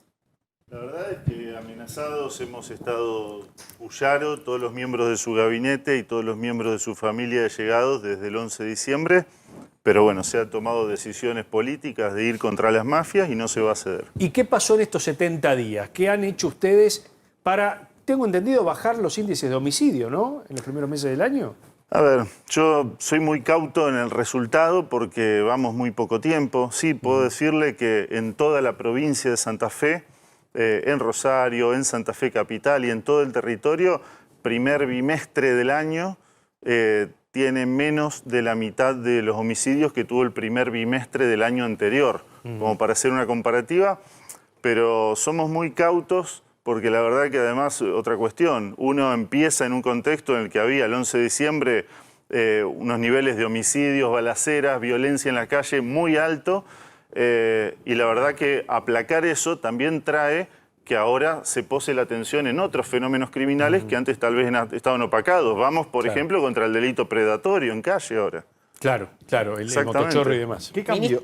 Ministro, una consulta. ¿Es cierto que la provincia de Santa Fe tiene que pagarle el alojamiento, la comida y los viáticos a los efectivos de Gendarmería Nacional que están en el Plan Bandera? No particularmente de Gendarmería, pero sí hay otras fuerzas federales. Gendarmería tiene un sistema de viáticos, pero hay otras fuerzas federales, sí, de las cuales la provincia de Santa Fe se está haciendo cargo del racionamiento y del alojamiento. En total, más o menos unos 57 millones de pesos por mes. Y bueno, por supuesto, haciendo un gran esfuerzo para reparar junto a la flota propia que se encontró diezmada. En Rosario había 17 patrulleros el día que asumimos, hoy hay 115. Pero junto a eso, a arreglar también los que estaban en manos de las fuerzas federales, prestados por el gobierno anterior. ¿Y cómo se paran entonces en la negociación con la Casa Rosada cuando le dice no hay plata, pero el mantenimiento de las fuerzas federales, como decía, el alojamiento y la comida lo tienen que pagar ustedes? Nosotros fuimos con algunos planteos, no en un tono economicista, sino de cuestiones concretas, porque la verdad que a nosotros más que la plata nos resuelven dos cosas fundamentales. Que las fuerzas federales que operen en el territorio de Santa Fe lo hagan bajo un comando unificado en persona del gobernador o de quienes somos sus funcionarios subordinados, es decir, que en la aplicación de la Ley de Seguridad Interior que contempla esta posibilidad, los cuerpos policiales de la Nación operen bajo el mando provincial. Este fue nuestro primer pedido. no fue atendido en estos términos, pero sí es verdad que hay una coordinación operativa y algo similar a un comando conjunto o una coordinación. Y el otro, nosotros hemos pedido por... Imagínense, tenemos 700 presos federales en la provincia de Santa Fe que también financian los impuestos de todos los santafesinos desde hace más de 2 décadas, por los cuales no se nos está abonando la cuota de manutención. Entonces pedimos a cambio que nos cedan el uso, aunque sea provisorio, de la cárcel federal que se está construyendo en las cercanías de Coronda para que la administremos nosotros con nuestro personal y nos hacemos cargo de sus 700 presos. Martín. El tema presos, un tema de los últimos años tiene que ver con que muchas organizaciones criminales seguían manejando el negocio desde las cárceles. Ustedes llegaron y tomaron varias determinaciones que fue lo que derivaron las amenazas a Puyaro. Digo, más aislamiento a esos jefes. ¿Cómo está hoy la situación en las cárceles en Santa Fe? Sí, nosotros reeditamos un paquete de medidas que habíamos intentado en nuestras gestiones anteriores, cuando Maxi Puyaro era ministro de Seguridad, pero que en su momento intentamos por la vía reglamentaria y sufrimos embates judiciales que determinaron la inaplicación del régimen porque algunos lo entendieron inconstitucional. Para salvar esa discusión, nosotros desde el inicio de gestión hemos propuesto un paquete de leyes, una docena de leyes, en su mayoría fue avalada por la legislatura de Santa Fe, incluyendo una nueva ley de ejecución de la pena privativa de libertad. Santa Fe se salió del régimen de la Ley Nacional 24660, tiene un régimen propio que además fue aprobado por una mayoría amplísima, cercana a la unanimidad en ambas cámaras, que prevé lo que podríamos llamar sintéticamente un régimen penitenciario de doble marcha.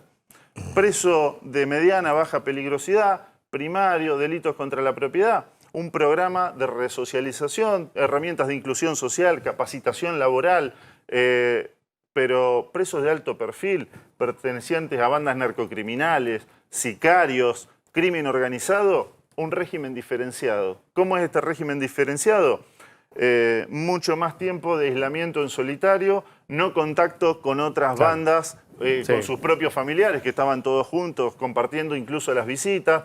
Las visitas, en vez de ser de mayor cantidad de tiempo y dentro del pabellón y pudiendo ingresar alimentos y otros elementos, media hora, 2 familiares, blindex de por medio y pasan todos por un escáner al entrar y al salir.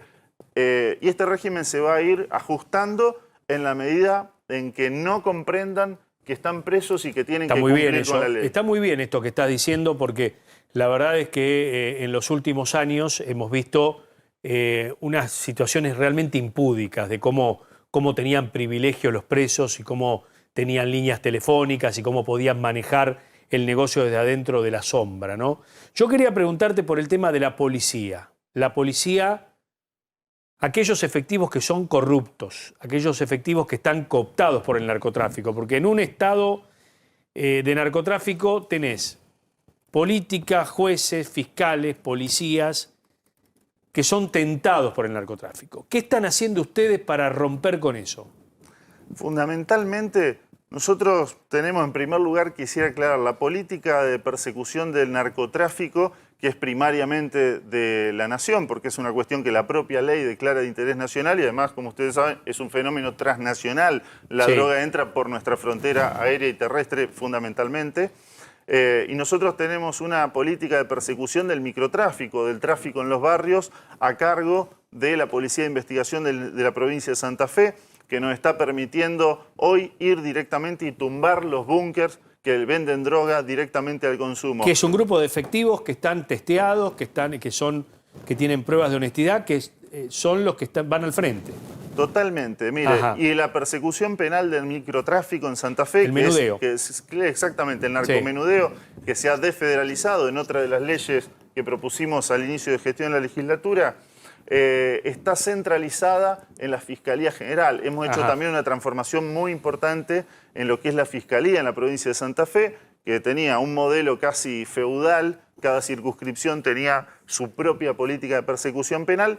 Temas estratégicos como la persecución del narcotráfico directo al consumo queda en manos de la Fiscalía General. Y en cuanto a los efectivos, mire, la última investigación que hemos encontrado 5 efectivos con probable participación en un hecho muy grave, un hecho de haber plantado un arma para desviar un curso investigativo justamente en una de las primeras balaceras con amenazas al gobernador.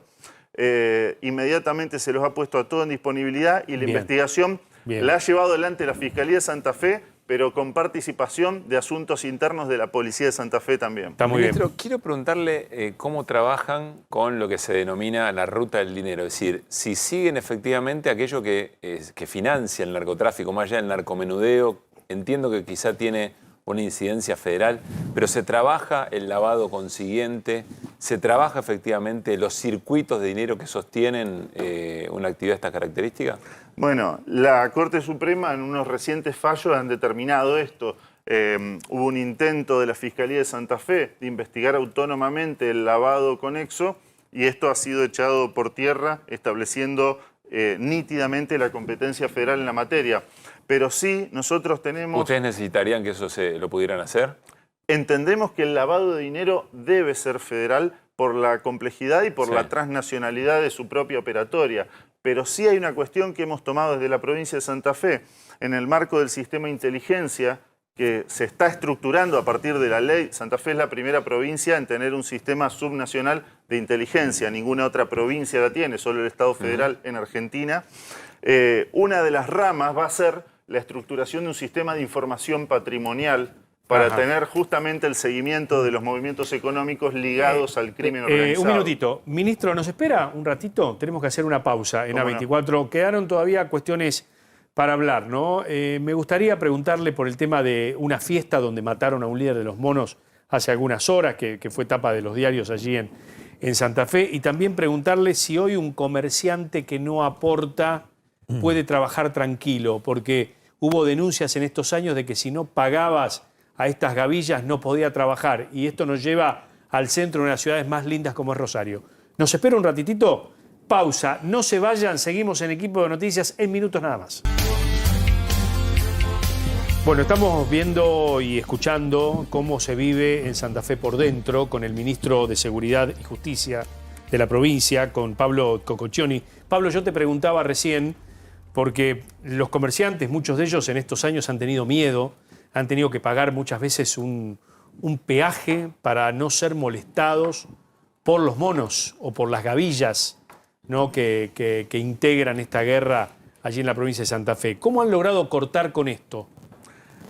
Una buena parte, no el total, pero una buena parte de la criminalidad en calle en la ciudad de Rosario y en toda la provincia de Santa Fe se ajusta mucho ajustando la cárcel. Los controles y el cambio drástico de régimen, fundamentalmente en la cárcel de Piñero, hace que efectivamente, había tipos que estaban todo el día planificando extorsiones, balaceras, asesinatos, todo tipo de delitos en la calle.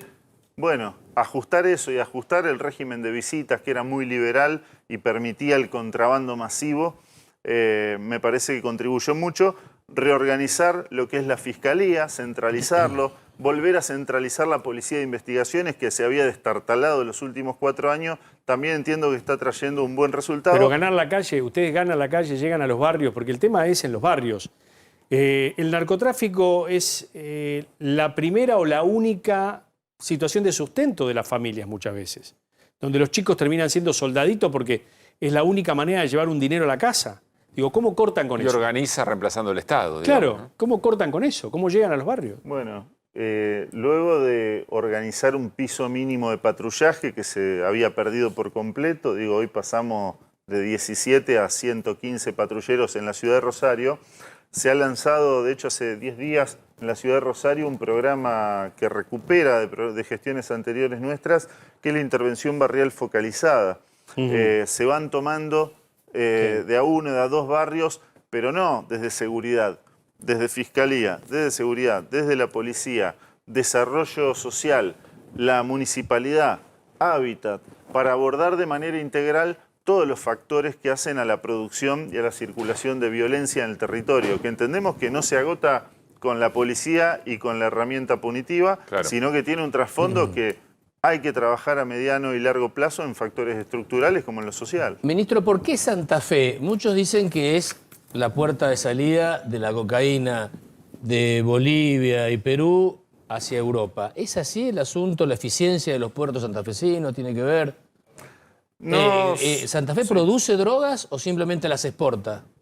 Por lo que entendemos, hasta el momento siempre ha sido un lugar de paso, pero lugar de paso en el que se ha quedado un remanente para comercializar directo al consumo, y ese ha sido el gran problema y ese ha sido el origen de las bandas que durante mucho tiempo han azotado a la provincia de Santa Fe y a Rosario. ¿Lugar de paso hacia dónde?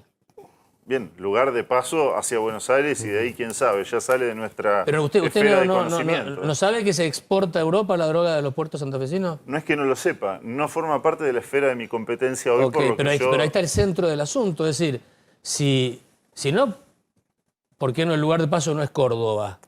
Bien. No tiene puertos Córdoba. La política el tema de está en los persecución puertos del de Santa Fe. narcotráfico es una materia que justamente el Estado Nacional ha declarado de incumbencia federal por ese motivo, porque atraviesa todas las jurisdicciones interprovinciales e internacionales. Nosotros en Santa Fe lo que estamos haciendo es lo que no podíamos esperar a que la justicia federal haga, atacar la comercialización en los barrios. Eso está claro, pero me parece, podríamos conversar, discutir por qué Santa Fe, y la respuesta está, me parece, por lo que dicen los especialistas internacionales, digo yo.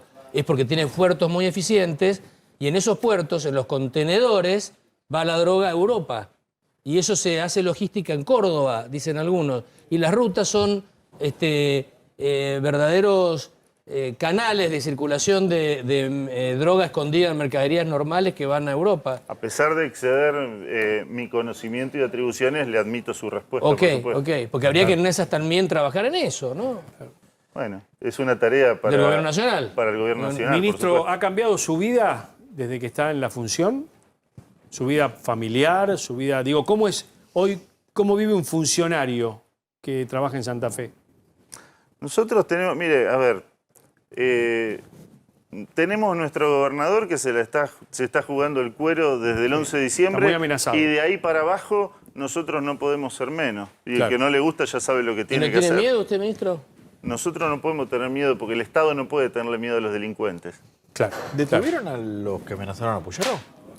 Algunos sí, se han esclarecido algunas de estas amenazas, pero como todas, tienen un curso investigativo, algunos de los cuales están todavía en marcha. ¿Quiénes fueron o qué se sabe de quiénes fueron, el motivo, los porqué de las amenazas? Entendemos no solamente por los cursos investigativos, sino por información de inteligencia que se maneja a nivel administrativo, que hay una relación directa con lo que es el cambio de régimen penitenciario. Esta gente pasaba de estar 80 tipos recibiendo a 200 visitas, entrándole todos los kilos de comida que quisieran, imposible de requisar. Sí, a la un requisa descontrol se le daba total. orden de no molestarlo, porque si no el empleado te terminaba denunciado y sumariado. Han pasado a estar encerrados en una cabina telefónica y con 30 minutos de visitas y se portan Eran bien. como Gaviria, Evidentemente están queriendo torcernos, pero no lo van a lograr. Ministro, gracias por su presencia aquí. Un gusto. Gracias, y cuenten con nosotros. Bueno, ya llega Babi, en minutitos, vuelta de Babi, está todo el equipo preparado. Te digo que Babi se viene con un Basta Babi a full en este 2024, así que en un ratitito nada más en la continuidad periodística de A24. Bueno, muchachos, nos ha quedado información en el tintero, ¿no? ¿Quién empieza? Dale Bueno, vos. viste que hoy tuviste la foto que veíamos del ministro Caputo, el ministro Sí, Franco. la foto esta fue la foto de la Rosada hoy. Exactamente, y el jefe de gabinete. Los tres mosqueteros ahí. Sí, el jefe de gabinete Nicolás Pose. La Casa Rosada ya tiene definido cuál es la hoja de ruta para la negociación con los gobernadores. Y tiene un título: ¿Cuál es? Encontrarse en las debilidades. Encontrarse en las debilidades. El viernes es el primer encuentro, Hay que ¿no? ver cuántos van. Ajá. No te hagas la idea de que vayan todos, Ajá. por lo que me están contando. Hay una decisión también ahí en la Casa Rosada, pero te explico cómo es el juego. Básicamente, cómo es la ¿Tenés la el lógica. poroteo ahí, un Sí, poroteo ahí? Está el poroteo ahí. ¿Qué es lo que está pensando Milei y qué es lo que están para llevar adelante esta negociación? Milei tiene una debilidad. La conocemos todos, es pública. El perro. Claro. No tiene diputados ni senadores. 38 diputados, 7 senadores. ¿Cuál es la debilidad de los gobernadores? La plata. Hoy por hoy todos los gobernadores están en mayor o menor medida con un problema fiscal grave. Consecuencia de la decisión de Milei de cerrar el grifo, estrangular los envíos y cortar los discrecionales.